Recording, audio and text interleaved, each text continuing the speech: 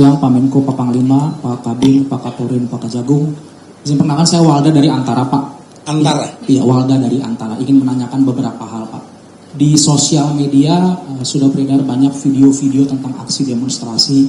Memang mungkin dengan narasi-narasi ajakan untuk melakukan aksi di Agustus nanti. Nah, dari pihak pemerintah sendiri sudah bisa memastikan bahwa ini video hoax atau ini mungkin video yang sebelumnya sudah video tahun lalu, aksi tahun lalu dan disiarkan lagi? Itu pertama, Pak.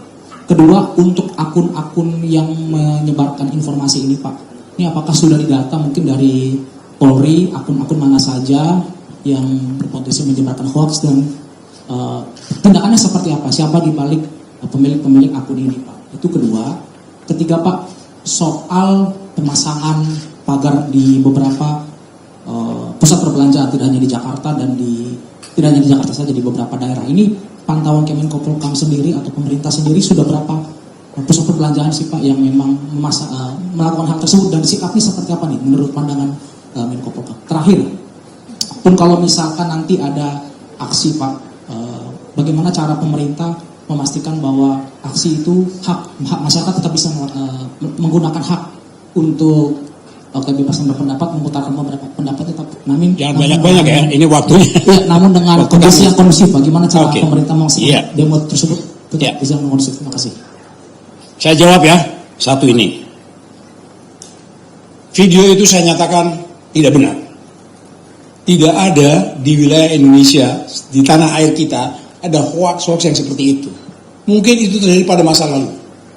Pada saat sekarang ini ke depan tidak ada.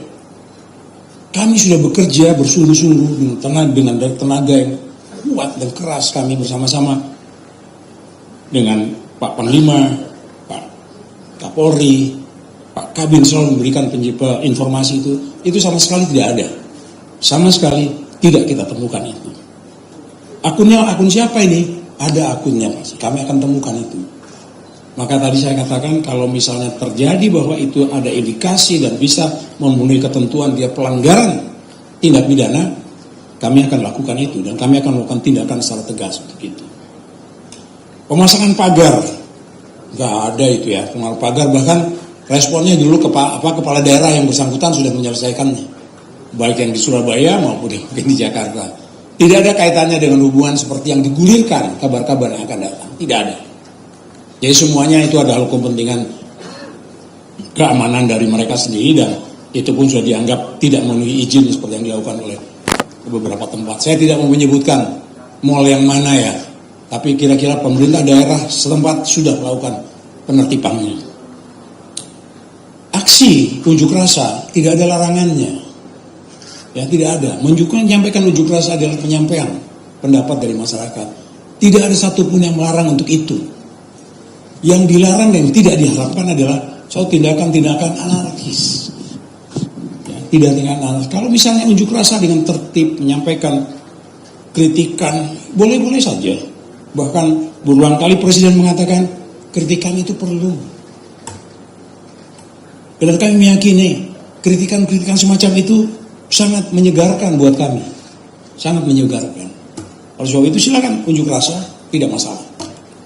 Selama tidak mengganggu kepentingan rakyat, masyarakat luas, selama dilakukan dengan tertib, tidak melakukan perusakan, tidak apalagi sampai dengan pembakaran seperti masa-masa lalu. Ya, ada kantor pemerintahan sempat terbakar atau dibakar, itu sudah tidak ada toleransi buat kami. Ke depan tidak mungkin akan terjadi. Kami akan lakukan itu secara tegas. Jawab, selesai? Ada lagi? Ini banyak yang berminat. Ini udah begini-begini, ini Kabin sudah cepat lihat saya, Pak, ini waktu saya ini. Silakan. Terima kasih, Pak. Izin, Pak, saya Gita Irawan, Pak, dari tribunnews.com, Pak. Dari mana? Tribun News, Pak. Tribun. Ya, bergeser mungkin, Pak, dari ibu kota ke Papua, Pak. Ini kan sejumlah insiden kekerasan kan masih terjadi ya, Pak, yang mengorbankan warga sipil. Komnas HAM sendiri dicatat sampai semester ini sudah 40 sekian korbannya itu warga sipil, Pak. Nah, ini kan terbaru juga ada di Intan Jaya, Yahukimo, dan juga Tolikara, Pak. Nah, ini bagaimana pemerintah kemudian memastikan rasa aman dan perlindungan kepada masyarakat sekaligus mencegah kekerasan itu yang mengorbankan warga sipil itu kembali terjadi. Itu yang pertama. Yang kedua, apakah kemudian pola penanganan Papua saat ini perlu dievaluasi Pak, agar stabilitas keamanan juga masih bisa dijaga, tapi juga masyarakat sipil di sana juga masih bisa dilindungi gitu Pak. Ya. Itu terima kasih. Baiklah, apa yang dilakukan oleh Polri dan TNI di Papua itu adalah memberikan perlindungan kepada masyarakat kita di situ. Bahwa terjadi akhir-akhir kemarin seperti di Yahukimo, begitu, itu juga sudah. Panglima TNI sudah melakukan langkah-langkah yang tepat supaya tidak bertambah lagi pengorbanan itu.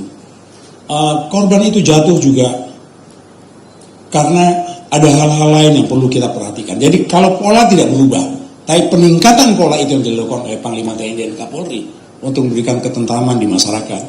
Dan upaya itu tetap dilakukan. Kita tahu bahwa perhatian kita juga kepada Papua juga sangat bersungguh-sungguh, sampai dengan ada satu organisasi tertentu secara khusus memberikan hal yang kita perlu kerjakan di Papua. Sekali lagi pada kesempatan ini saya katakan kita bersungguh-sungguh untuk itu. Kita tidak mau lagi ada korban masyarakat sipil yang mungkin bahkan bukan hanya dengan masyarakat sipil yang bahkan orang asli Papua sendiri juga nggak ada yang jadi korban di situ. Jadi sekali lagi saya katakan tidak ada perubahan pola, tapi ada peningkatan pola-pola yang sekarang berlaku itu perlu dilakukan bersama-sama antara Panglima TNI maupun Kapolri yang berada di sana. Saya kira itu yang perlu sampaikan. Ada satu lagi. Saya Pak. Yang perempuan, boleh. Perkenalkan Pak, saya Lucy dari TVRI Pak. Dari mana Metro ya? TVRI. Terkait konflik sosial belakangan ini Pak, kan sering banget terjadi bentrokan, terus ada tindakan kekerasan yang mengakibatkan adanya main hakim sendiri ya Pak. Nah, pertanyaannya itu bagaimana pemerintah hadir untuk menyelesaikan masalah-masalah ini agar tidak berkembang lebih luas lagi, itu aja sih Pak. Ya, terima kasih. Ini mungkin mengacu pada kasus terjadi di Jakarta baru-baru ini ya. Baiklah, begini. Upaya pertama adalah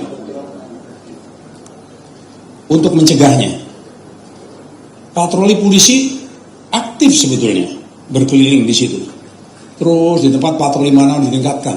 Apalagi hal-hal yang bukan pada tengah-tengah malam atau sore atau pagi, operasinya tetap dilakukan. Di saat itu ada kejadian, saat itu juga kekuatan polisi bahkan ditambah kalau mungkin dengan TNI segera menghentikan itu dan melokalisir kejadian itu tidak berkembang ke tempat lain. Tahap berikutnya adalah menyelesaikannya itu secara kekeluargaan dan sudah berhasil. Upaya yang paling penting adalah memang pencegahan. Nah, pencegahan ini yang dilakukan lewat pemerintah daerah, memberikan pemahaman kepada masyarakat kita dan mencegah terjadinya, juga mengembangkan persoalan itu menjadi persoalan seperti persoalan yang besar sekali gitu. Padahal itu adalah pekerjaan tindakan-tindakan yang sangat tidak perlu menjadi suatu besar. Itu tanggung jawab kami.